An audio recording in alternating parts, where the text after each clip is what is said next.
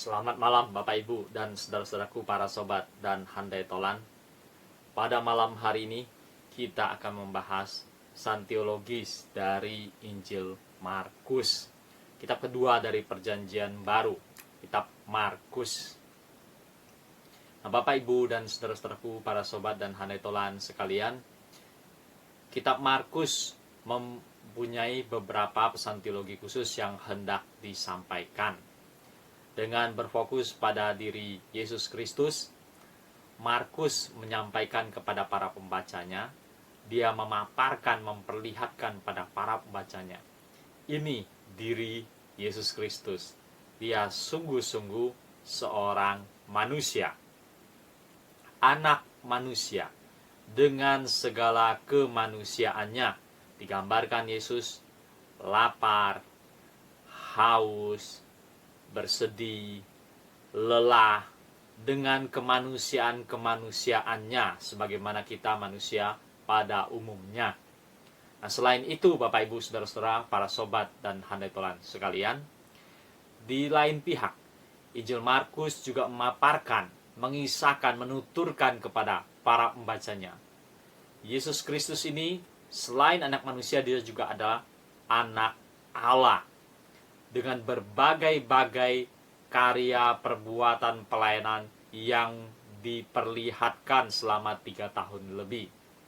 Mana Yesus menyembuhkan penyakit, Yesus mengusir setan, Yesus mengajar orang, melakukan mujizat ini dan itu, dan memperlihatkan selain dia seorang manusia, anak manusia, ternyata Yesus Kristus ini juga adalah anak Allah, punya unsur ilahi.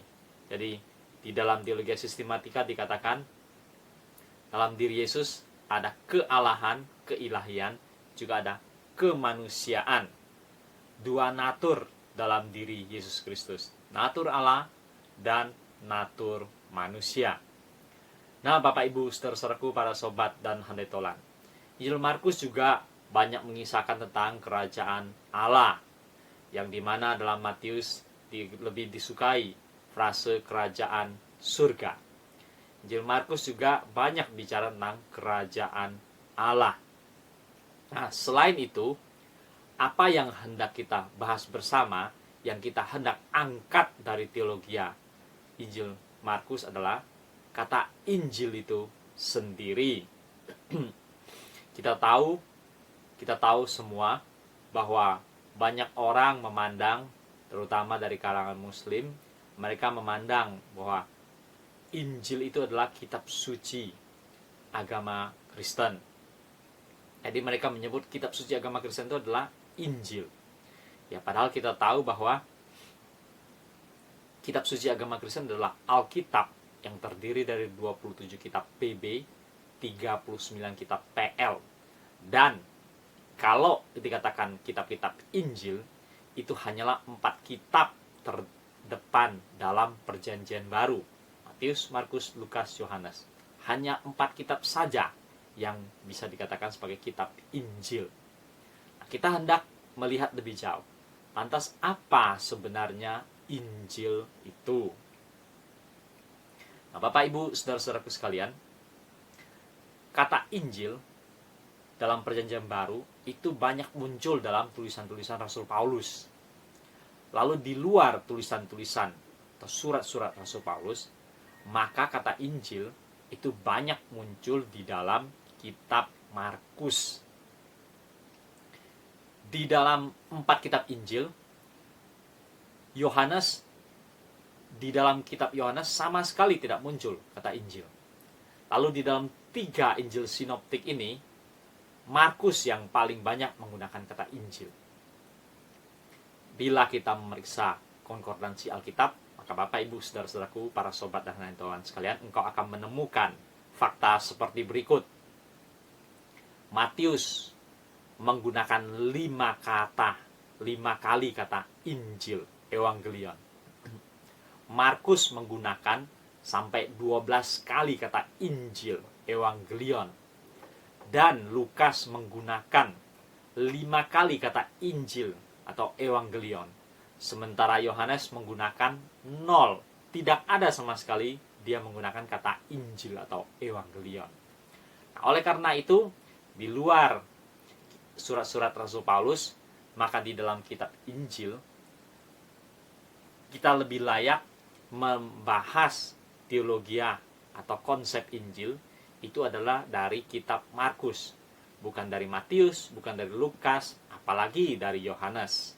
Nah, sekarang mari kita akan berpusat pada Markus. Bagaimana Markus berbicara tentang Injil, Evangelion. Nah, pada awal dari Matius dan akhir dari Matius, di situ sudah dicatat. Pada awal dari Markus dan akhir dari Markus langsung dicatat. Inilah permulaan Injil tentang Yesus Kristus, anak Allah. Jadi tulisan Markus ini hendak menyampaikan permulaan saja, perkenalan dari Injil tentang Yesus Kristus, anak Allah. Lalu di bagian akhir dari kitab Markus dikatakan, Injil harus diberitakan. Diberitakan bahkan ke seluruh dunia, kepada semua makhluk. Jadi Injil tentang Yesus Kristus, anak Allah. Ini bisa berarti Injil yang dibawa oleh Yesus Kristus, atau Injil dari Yesus Kristus sendiri, dibawa ke dalam dunia ini, disampaikan ke dalam dunia ini. Nah, lalu dikatakan juga, diserukan dalam pemberitaan di dalam Markus itu, bertobatlah. Kerajaan Allah sudah dekat, bertobatlah dan percayalah kepada Injil. Untuk menyambut datangnya kerajaan Allah atau kerajaan surga, maka orang-orang dihimbau untuk bertobat dan menerima Injil. Menerima Injil dari Allah, menerima Injil dari kerajaan surga. Dan harus disertai dengan sikap bertobat. Ini mempersiapkan orang untuk menyambut datangnya kerajaan surga atau kerajaan Allah. Nah, lalu dalam sepanjang hidup dan pelayanannya di dalam Markus beberapa kali diulangin, Yesus datang ke dunia ini tujuannya adalah untuk menyampaikan Injil, memberitakan Injil. Untuk itulah dia datang ke dalam dunia. Selain dirinya, Yesus Kristus memberitakan Injil, menyampaikan berita Injil. Beberapa kali Yesus juga mengutus murid-muridnya secara khusus, supaya mereka pergi, dan mereka pergi untuk memberitakan Injil, menyampaikan Injil kepada banyak orang. Jadi Yesus sendiri memberitakan Injil, murid-muridnya juga memberitakan Injil. Yesus menyampaikan Injil Evangelion, murid-muridnya juga menyampaikan Injil Evangelion. Lalu Yesus juga menantang orang-orang, mengingatkan pada orang-orang, ada orang-orang karena Yesus Kristus dan karena Injil, mereka harus meninggalkan ayahnya, ibunya, istrinya, anak-anaknya, dan pergi karena Injil, karena Yesus Kristus dan karena Injil. Bahkan ada orang karena Yesus Kristus, karena Injil, mereka teraniaya. Jadi Injil juga membawa risiko. Ada harga yang harus dibayar untuk Injil, untuk menyampaikan Injil, untuk menyebarkan Injil, menyebarluaskan Injil. Injil harus disampaikan kepada segala bangsa. Bahkan Injil disampaikan ke seluruh dunia. Injil disampaikan kepada segala makhluk. Nah, tentu di bagian ini kita tidak perlu memahami Injil sebagai disampaikan pada manusia dan makhluk non-manusia. Makhluk manusia dan makhluk non-manusia. Bukan seperti itu yang dimaksud. Injil harus disampaikan kepada segala makhluk, maksudnya adalah semua manusia di seluruh dunia, di bawah kolong langit ini. Dan Injil disampaikan kepada segala suku bangsa, segala bahasa, semua manusia, di berbagai-bagai tempat, di semua di bawah kolong langit ini. Mereka akan diberitakan Injil pada mereka, dan mereka akan mendengarnya, dan nanti akan menunggu respon dari mereka. Apakah mereka bertobat dan percaya pada Injil, ataupun sebaliknya tidak menerima, menolak berita Injil. Ini gambaran-gambaran yang kita bisa lihat dari Injil Markus. Nah, setelah itu Bapak Ibu, saudara-saudara, para sobat dan handai tolan, ada juga sedikit kontribusi dari Matius maupun Lukas. Di dalam Matius dan Lukas, kata Injil itu dikaitkan dengan kerajaan Allah atau kerajaan surga. Nah, sehingga di dalam Matius dan Lukas muncul beberapa kali Injil kerajaan surga. Dia menjadi satu frase, Injil kerajaan surga.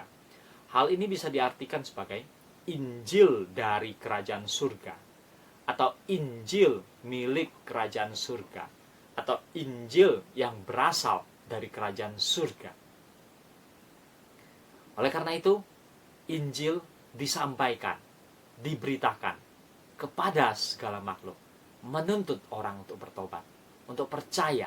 Bahkan kemudian ada orang-orang yang diutus untuk menyampaikan Injil, memberitakan Injil, dan ada di antara mereka yang meninggalkan keluarganya, bahkan membayar harga karena Injil, teraniaya karena Injil. Nah, Bapak, Ibu, dan saudara-saudaraku, para sobat dan handai tolan, Yesus Kristus yang disampaikan oleh Markus, di dalam dirinya lah Injil itu.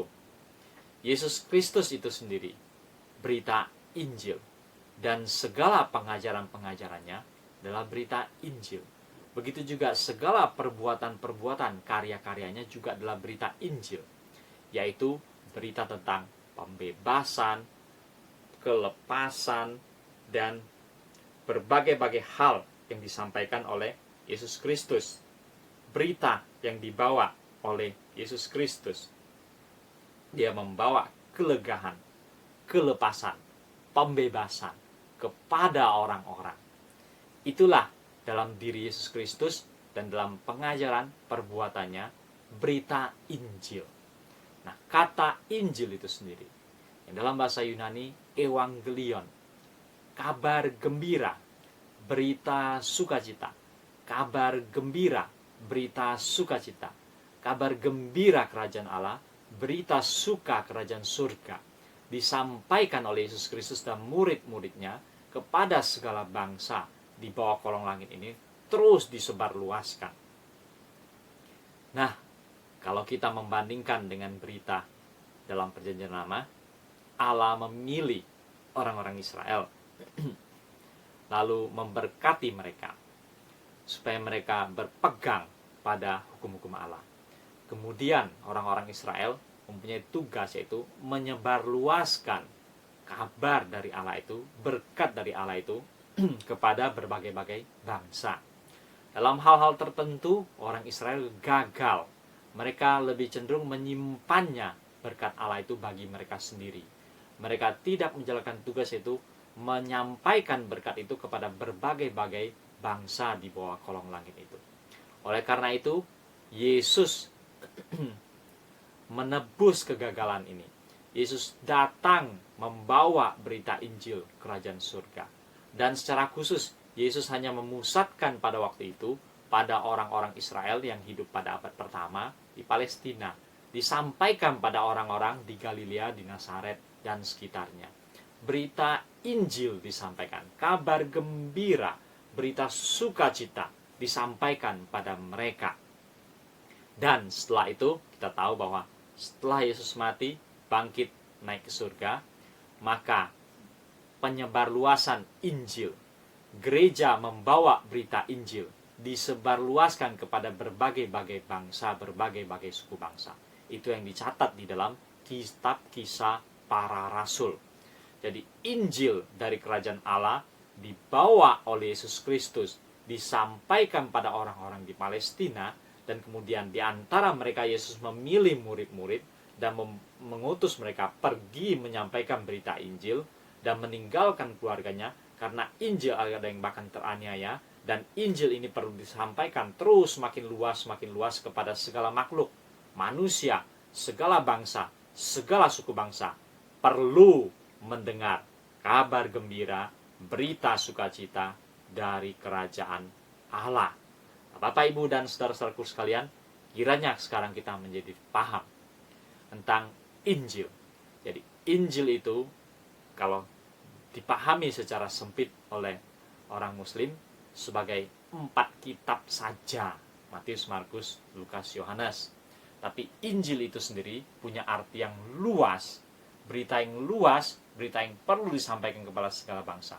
Dan Injil itu berpusat pada diri Yesus Kristus dan berpusat pada pengajaran-pengajarannya, berpusat pada karya-karyanya, perbuatan-perbuatannya, kedatangannya yang membawa kelegaan, kelepasan, pembebasan, dan secara khusus dari hidup manusia yang rusak menuju pembaharuan, hidup yang diperbaharui, mempersiapkan orang-orang untuk menyambut datangnya kerajaan surga. Bertobatlah, percayalah pada Injil, dan mempersiapkan umat menyambut datangnya kerajaan Allah atau kerajaan surga. Bapak, Ibu, dan saudara-saudaraku sekalian, demikianlah pesan teologis yang kita angkat dari Injil Markus, khususnya berkaitan dengan Injil. Kiranya kita semakin paham. Selamat malam dan sampai berjumpa kembali.